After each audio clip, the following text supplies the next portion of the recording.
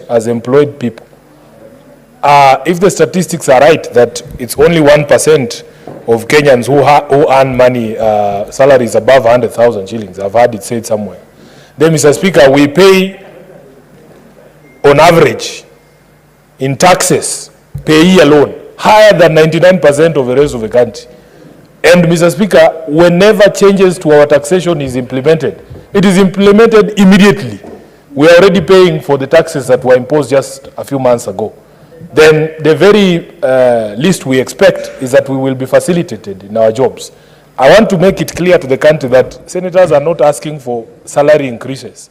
You know, you will hear some people going and saying, oh, senators are crying for money. No. This is operations funds that have already been assigned and allocated to the Senate for purposes of facilitating the offices of the senators. And for some reason, the person responsible for disbursing money at Exchequer, at the point at which money has come in and deciding which department gets money and which one doesn't, or which one is not a priority, that person never prioritizes the Senate. In fact, members will remember that our system in here is due for an upgrade. In the budget for last year, we were given 200 billion shillings to upgrade this system that never works, including during important debates and divisions. But, Mr. Speaker, the Senate cannot implement this. We have been told it will be transferred to the next financial year because they are not giving us that money. So, Mr. Speaker, I want to join my colleagues in saying that somehow, because you see the reputation out there is that senators are a bit more reasonable people, that we are not going to do Maandamano like the one we saw yesterday at the National Assembly.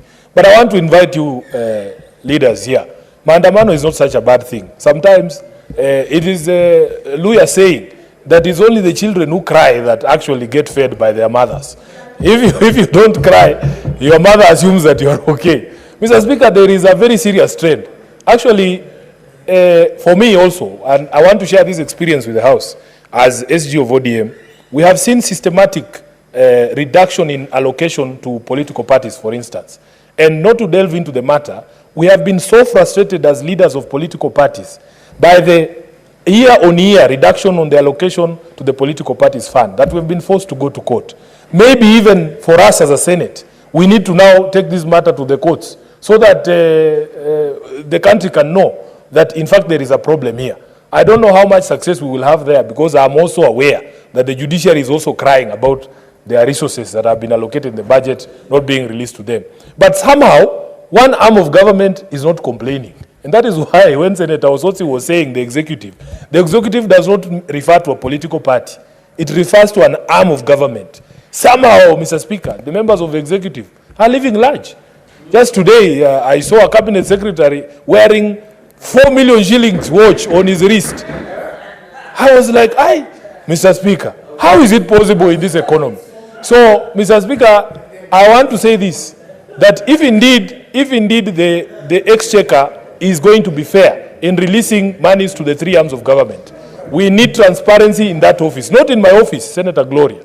The transparency needs to be in the office of a person who receives resources on behalf of all the arms of government and decides that this is a priority, this ministry is a priority, but the Senate is not a priority. So I will want to join my colleagues in saying, in fact, for me, you don't need to convince me, as you know me, Mr. Maandamano, I can bring a sufuria here if I'm allowed, Mr. Speaker, so that we can shine the light on this particular issue, so that the country knows that the Senate is being mistreated. I thank you, Mr. Speaker. Senator Chute.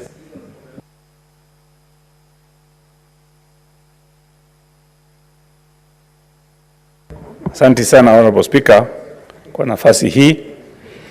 Ningependa kuungana na wenzangu kwa ile shida Senate iko nayo. Mheshimiwa Speaker, mimi nimetoka Marsabit County. Umesikia juzi Senator Lomanen wa Turkana akisema sisi tukienda recess saa hii tunaenda huko hatusikizi recess, tunasikia sauti ya bunduki ikipigwa kila mahali. Honorable Speaker, Marsabit County imekuwa flooded. Hata watu wameshindwa kufika mahali chakula hiko, center chakula hiko. Saizi inasaidiwa na helikopta, serikali haina helikopta ya kutosha. tuko na shida kama hiyo. Honorable Speaker, wale watu wanafanya kazi kwa maofisi zetu hawawezi kupata chakula sasa, kwa sababu wengine wako centers ambayo hawangeweza kufika, na wale watu wangesaidia hawa na chakula ambayo wanaishi katika vijiji hawawezi kupata hiyo pesa, kwa sababu pesa ambayo ingefaa kuwa office operations mpaka saa hii hatujapata. Mheshimiwa Speaker,